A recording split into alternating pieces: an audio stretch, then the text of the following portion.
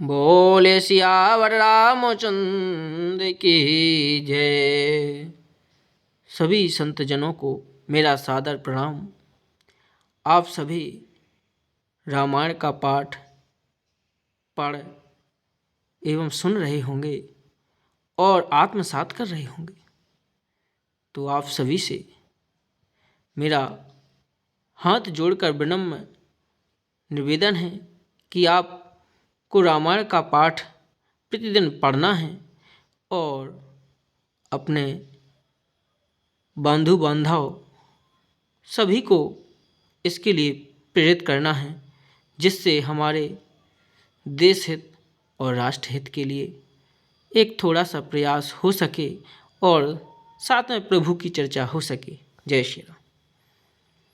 सुमेर सिय नारद वचन उपजे प्रीति पुनीत, चकित बिलोकति सकल दिशि, जन से सुमृगे सभेत। नारद जी के वचनों का स्मरण करके सीता जी के मन में पवित्र प्रीति उत्पन्न हुई।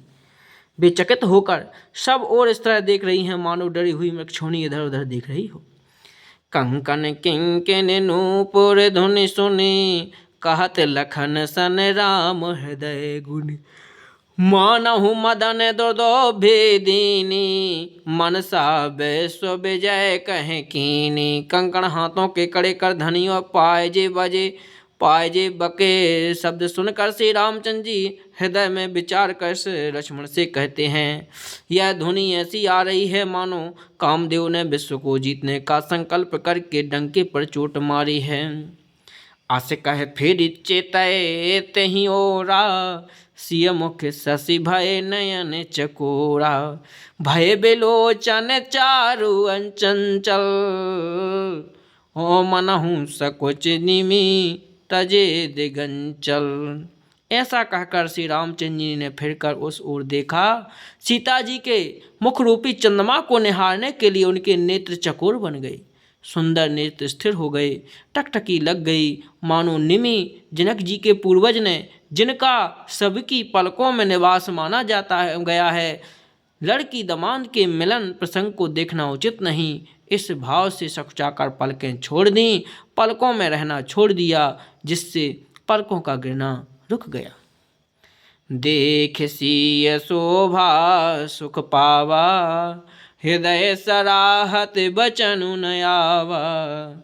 जनु बिरंचि सब निज निपुनाई, बिरंचि बेशु कहे प्रगति दिखाई। सीता जी की शोभा देखकर श्री रामचंद्र जी ने बड़ा सुख पाया।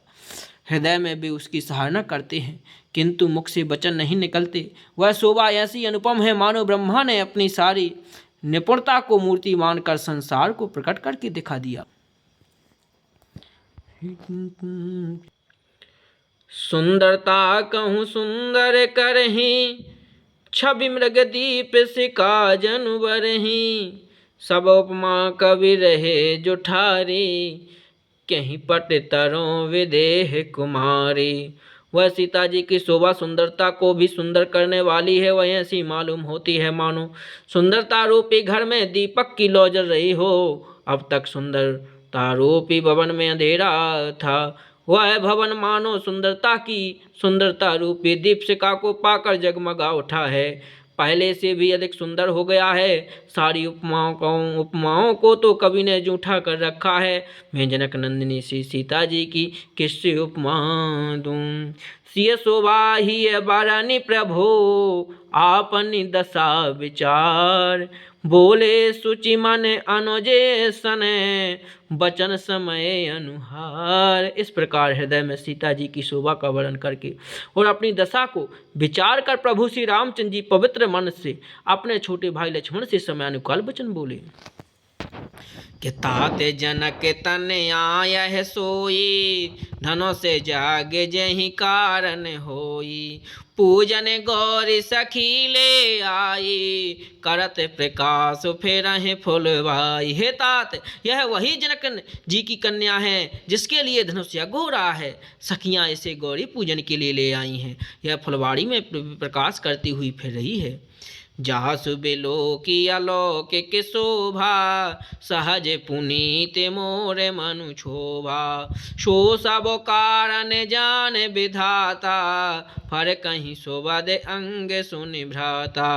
जिसकी अलौकिक सुंदरता देखकर स्वभाव से ही पवित्र मेरा मन क्षुब्ध हो गया, वह सब कारण अथवा उसका सब कारण तो विधाता जाने, किंतु हे भाई सुनो मेरे मंगलदायक दाहिने अंग फड़क रहे हैं। रघुवंश कर सहज स्वभाहु, मन को पंथ पगु धरई न काहू। मोहि अतिशय प्रीति मन केरी, जेह सपने हूँ पर नारी नहेरी। रघुवंशियों का यह सहज जन्मगत स्वभाव है कि उनका मन कभी कुमार्ग पर पैर नहीं रखता। मुझे तो अपने मन का अत्यंत ही विश्वास है कि मैं, जिसने जगत को कौन कहे, स्वप्न में भी पराई स्त्री पर दृष्टि नहीं डाली। जिनके लगई ना रिपु मन पीठी, नहीं पावे पर प्रिय मनु ठीठी। मगन लहई ना जिनके नाही, ते नर बर थोरे जग माही। रण में शत्रु जिनकी पीठ नहीं देख पाते, अर्थात जो लड़ाई के मैदान में भागते नहीं, पराई स्त्रियां जिनके मन और स्त्री दृष्टि को नहीं खींच पाती, और भिखारी जिनके यहाँ से ना ही नहीं पाते, खाली हाथ नहीं लौटते, ऐसे श्रेष्ठ पुरुष संसार में थोड़े हैं। कि करत बात कहीं अनुज सने, मन सिय रूप लोभान।